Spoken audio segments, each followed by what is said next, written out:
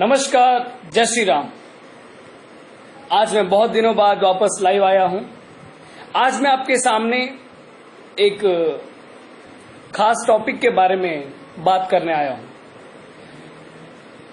जनसंख्या नियंत्रण कानून, पॉपुलेशन कंट्रोल लॉ, भारत बचाओ यात्रा। भारत बचाओ यात्रा के बारे में आपने सुना ही होगा। भारत बचाओ यात्रा सुदर्शन न्यूज चैनल के चेयरमैन श्रीमान सुरेश चौहान के जी लेकर आए हैं। जम्मू से कन्याकुमारी, कन्याकुमारी से दिल्ली 20,000 किलोमीटर की यात्रा, लंबा काफिला, 200 से अधिक गाड़ियां, कई सारे कार्यकर्ता, कई सारे सपोर्टर्स, भगवे झंडे, राष्ट्र निर्माण के झंडे, और बस एक ही नारा, हम दो, हमारे दो तो सबके दो। साथ ही में जय श्री राम के नारे, वंदे मातरम के नारे। यात्रा में कई सारे इंडियन आर्मी से retired officers, retired major general SP Sinha साहब, रिटायर्ड कर्नल श्रीमान तेजेंद्र पाल त्यागी जी, वीरता चक्र पुरस्कार अवॉर्डी ब्रिगेडियर साहब, और कई मेजर्स, कर्नल्स और एक्स सर्विसमैन, कई बिजनेसमैन, कई साधु संत, कई युवा, कई बुजुर्ग। हमें बहुत ही अच्छा साथ मिला। जहां से भी यात्रा गुजरी हमें बहुत लोगों का समर्थन मिला। यात्रा जम्मू से शुरू होने वाली थी और शुरू भी हुई, लेकिन यात्रा जब हम जम्मू से शुरू करने वाले थे, जम्मू कश्मीर की माननीय मुख्यमंत्री मुफ्ती जी ने कह दिया कि यात्रा जम्मू से शुरू नहीं होने देंगे, यात्रा आप दिल्ली से शुरू कीजिए। यात्रा में कुछ गलत तो था नहीं। क्या सुप्रीम कोर्ट से बड़ी थी मुफ्ती जी? सुप्रीम कोर्ट से और MHA ministry of home affairs से हमें परमिशन थी यात्रा को करने की। आखिरकार यात्रा जम्मू से ही शुरू हुई। 18 फरवरी को यात्रा जम्मू से शुरू हुई। यात्रा हिमाचल प्रदेश, पंजाब, मध्य प्रदेश और कई राज्यों से होते हुए जब वेस्ट बंगाल पहुंची, जब कलकत्ता पहुंची, तब कलकत्ता पुलिस ने हमें रोक लिया। वहां की माननीय मुख्यमंत्री मुफ्ती जी की बहन श्रीमती ममता जी ने के आदेश अनुसार पुलिस ने वहां हमें रोक लिया। हमें कलकत्ता शहर में प्रवेश करने से मना कर दिया, लेकिन हम वहां डटे रहे क्योंकि इस यात्रा में कुछ गलत नहीं था और आखिरकार सत्य की जीत हुई। सत्यमेव जयते। और यात्रा कलकत्ता से होते हुए ओडिशा, मध्य प्रदेश, महाराष्ट्र बॉर्डर से होते हुए जब यात्रा तेलंगाना के संगारेड्डी, हैदराबाद आउटर में पहुंची तो संगारेड्डी पुलिस ने हमें रोक लिया। क्या संगारेड्डी पुलिस सुप्रीम कोर्ट से बड़ी है?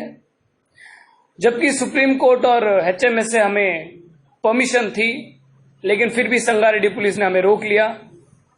हमारे कार्यकर्ताओं पर दोस्तों वहां लाठी चार्ज हुआ। 80 साल के बुजुर्ग पर लाठी चार्ज हुआ। सुदर्शन न्यूज चैनल के रिपोर्टर्स को अरेस्ट किया गया, घसीटते पीसीआर वैन में लेकर गए।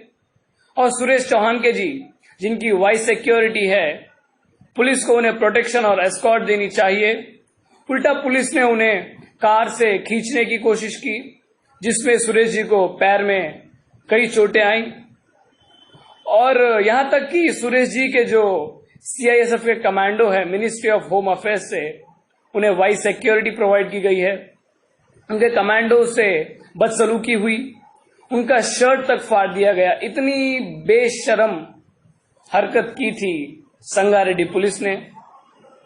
आखिरकार फिर हमें मजबूरन में प्रदर्शन करना पड़ा। वहां नेशनल हाईवे था, हमने दोनों तरफ के रोड जाम कर दिए और हम प्रदर्शन करते रहे। आखिरकार यहां भी सच्चाई की जीत हुई और संगारेड्डी पुलिस को और तेलंगाना के माननीय मुख्यमंत्री केसीआर जी को हमारे आगे झुकना पड़ा।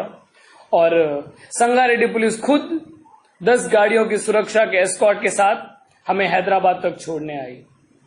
फिर हैदराबाद में रैली हुई, फिर रात को जनसभा हुई, फिर जनसभा के बाद सुबह जब सुरेश जी भाग्यलक्ष्मी मंदिर पहुंचे, हैदराबाद पुलिस भारी सुरक्षा के साथ उन्हें हैदराबाद के भाग्यलक्ष्मी मंदिर छोड़ने आई।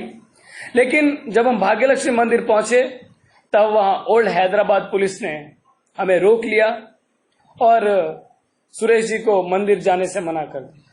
दोस्तों, एक बात बताइए कि क्या एक हिंदू अपने भगवान के दर्शन नहीं कर सकता? क्या सुरेश जी अपने इष्ट के दर्शन नहीं कर सकते? मैं तेलंगाना पुलिस और तेलंगाना के मुख्यमंत्री से कहना चाहता हूं कि ओवैसी को अपने मस्जिद से जाने से रोकें और किसी भी मुसलमान भाई को मस्जिद से जाने से रोकें, रोक कर तो दिखाएं। और एक हिंदू को भाग्यलक्ष्मी मंदिर जाने से रोक दिया। तेलंगाना पुलिस ओवैसी की बातों पर नाचती है और वहां के मुख्यमंत्री वहां भी उन्हीं की बातों पर। यह दूसरी बार था कि पुलिस ने हमें रोका। फिर सुरेश जी को ओल्ड हैदराबाद पुलिस ने अरेस्ट किया और पता नहीं कहां लेकर जा रही थी। फिर हमें शहर से बाहर लेकर गई।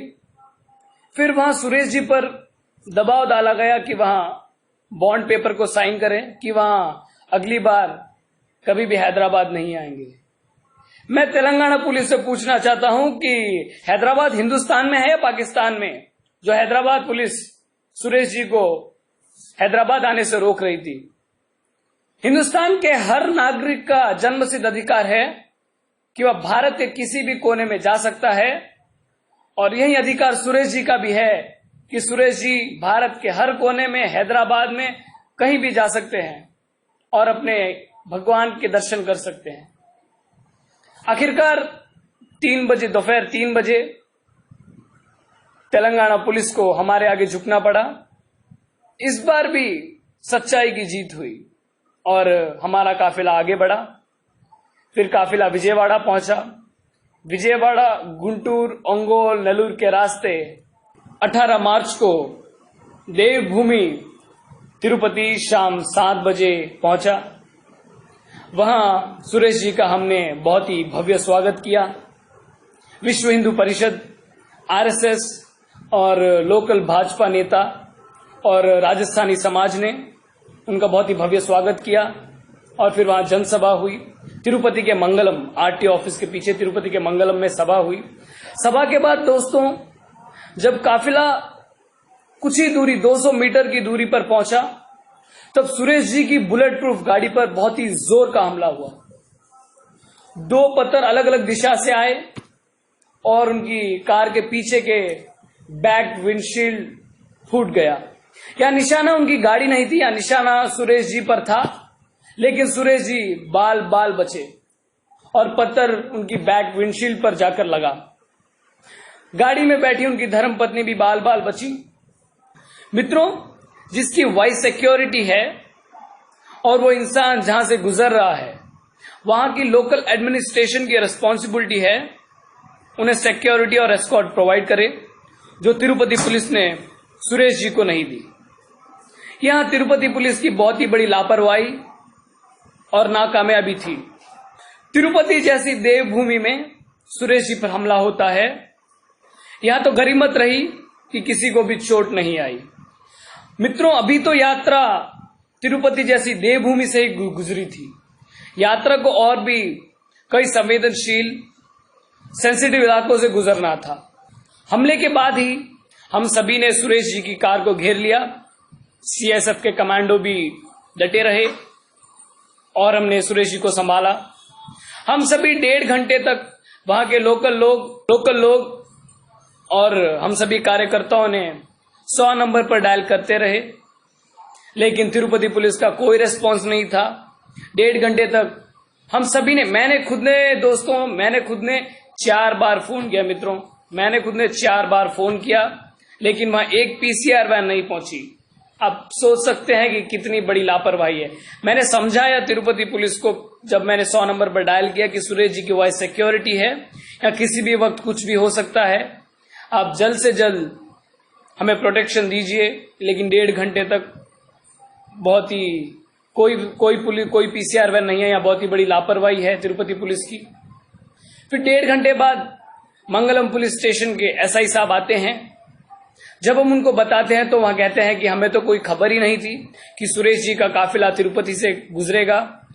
वो तो एकदम मुकर जाते हैं कि हमें कुछ पता ही नहीं था। जैसा कि MHA ministry of home affairs ने और सुप्रीम कोर्ट से हर राज्य के डीजीपी को लेटर आया था सुरेश जी के शेड्यूल के बारे में कि वहां कब कब किस किस शहर से और गांव से गुजरेंगे। तो यहाँ आंध्र प्रदेश के डीजीपी, आंध्र प्रदेश के प्रशासन की बहुत ही बड़ी नाकामयाबी रही, तिरुपति के एसपी साहब की भी और तिरुपति के लोकल पुलिस की, जो कि वहां एक वाइस सिक्योरिटी के इंसान को सिक्योरिटी ना प्रोवाइड कर पाई। हमला होने के बाद भी दोस्तों हमें लोकल पुलिस से कोई सुरक्षा, कोई एस्कॉर्ट नहीं मिली और हमारी एफआईआर भी लॉन्च नहीं की गई। फिर हमने प्रशासन और पुलिस के खिलाफ नारेबाजी की।